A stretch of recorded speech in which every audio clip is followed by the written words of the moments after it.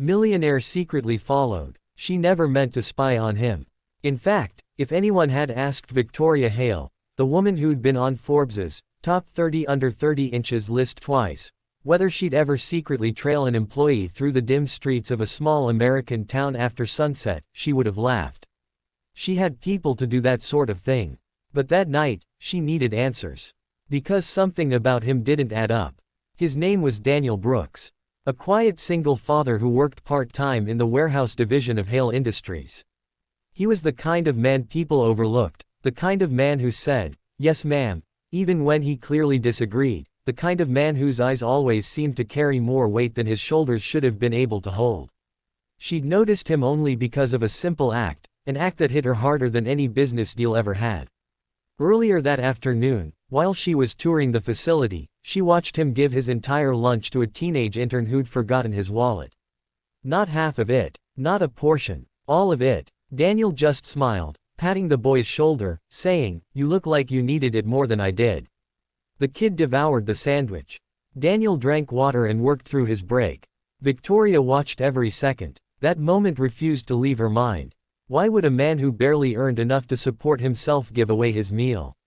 And why had she seen him walking to work in the rain last week, refusing a ride from the security team? Kindness, real kindness, was rare in her world. Too rare. So when she saw him leaving the building that evening, again on foot, again looking exhausted, she made a decision most people in her position would have found ridiculous. She followed him. Daniel didn't live anywhere near the warehouse. In fact, he walked nearly 2 miles before he turned down a cracked sidewalk leading into an aging neighborhood of peeling paint and flickering streetlights. Victoria parked her black SUV at a distance and continued on foot, hugging her coat tighter as the night grew colder. The air smelled like damp pavement and wood smoke. A dog barked somewhere in the distance. Daniel stopped in front of a small single-story house whose porch light buzzed weakly. The place should have been condemned. Victoria frowned. This was not the address listed on his employment file. He approached the front door quietly, almost cautiously, as if not wanting to wake anyone. When it swung open, a faint warm glow spilled out. A little girl, no older than 5, raced into his arms. "Daddy." He lifted her with a tired laugh that cracked something inside Victoria's chest. She hadn't expected that sound, so soft, so full, so alive. "There's my superstar," he whispered, kissing the top of her head. "Did you behave for Ms. Linda?" Daniel stepped inside, but the woman he'd mentioned appeared at the doorway, his elderly neighbor, judging by the patterned sweater and slippers. "She was an angel, as always, Ms. Linda said. Then she added sternly, "And you're late again, Daniel. You need to eat. You're losing weight." He murmured an apology she clearly heard too often, promising he'd be fine. After he slipped inside, Linda left, shuffling across the yard back to her own home. Victoria waited in the shadows, her heart pressing hard against her ribs. She shouldn't go any closer. She had no right. But then she heard it, the faint sound through an open window. A cough. Sharp. Persistent. Not Daniel's. The girl's. She heard Daniel speaking softly. "Brookie, sweetheart, breathe slow. That's it. Daddy's right here." Victoria froze. Something about that cough made her stomach twist. It was too familiar. Her little sister used to cough like that. Before they lost her, the memory slammed into her with a force so sudden she had to steady herself against the fence. A whisper of cold grief slid over her skin. No, not another child. Victoria stepped forward before she could stop herself. She knocked. Silence. Then footsteps. Cautious ones. Daniel cracked open the door, his expression cycling rapidly from confusion to alarm to a kind of embarrassed horror. "Ms. Hale," he blurted. What are you doing here?" She raised her hands, breath clouding in the chilly air. "I'm sorry. I know this looks strange. Daniel, I heard your daughter coughing." His jaw clenched. He tried to edge his body to block her view inside. "She's fine." "No, she's not." His eyes flashed with a warning she didn't deserve but understood. He was a man protecting his world, the one fragile thing he had.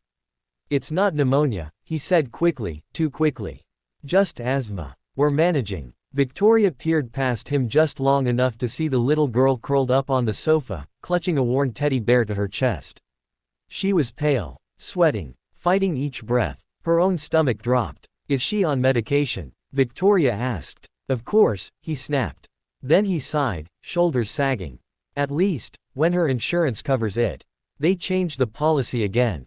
But I'll get it this week. I just need to pick up extra shifts. Extra shifts at a warehouse that had cut overtime last month. He wasn't going to make it. Not in time. Victoria swallowed hard. This wasn't her business. She was his employer, not his savior.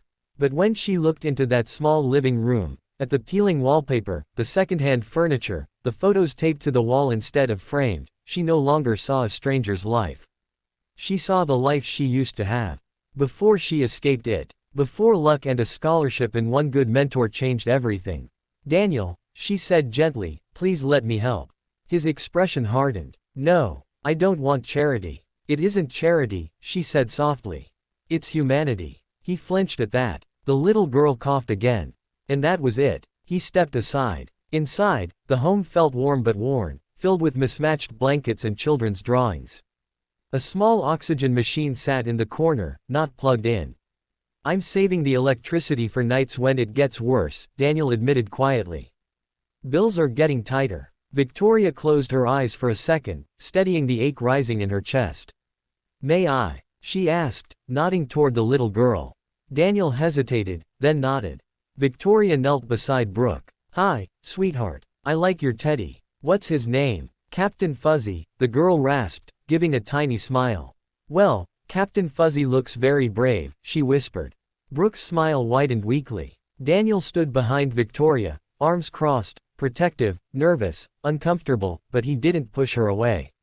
Victoria met his eyes. She needs treatment immediately. Real treatment. This isn't something you can just hope gets better. I know, he said, voice cracking. But I'm doing everything I can. I'm trying. His hands shook. And suddenly Victoria understood everything. The skipped lunches, the long walks, the overtime requests, the exhaustion he tried to hide. He wasn't careless. He wasn't struggling for himself. He was fighting for her. That kind of love, it was fiercer than wealth, stronger than pride, more powerful than anything she'd built her empire on. Daniel, she said, I'm going to help you. And I don't want a debate. His eyes glistened, anger and shame mixing with something much more vulnerable. Why? He whispered. Why would someone like you care about people like us? Because she knew what it felt like to be helpless. Because she knew what it felt like to lose someone you loved. Because she couldn't walk away. Because kindness should never leave good people behind, she said. And because I've been where you are. Maybe not exactly, but close enough.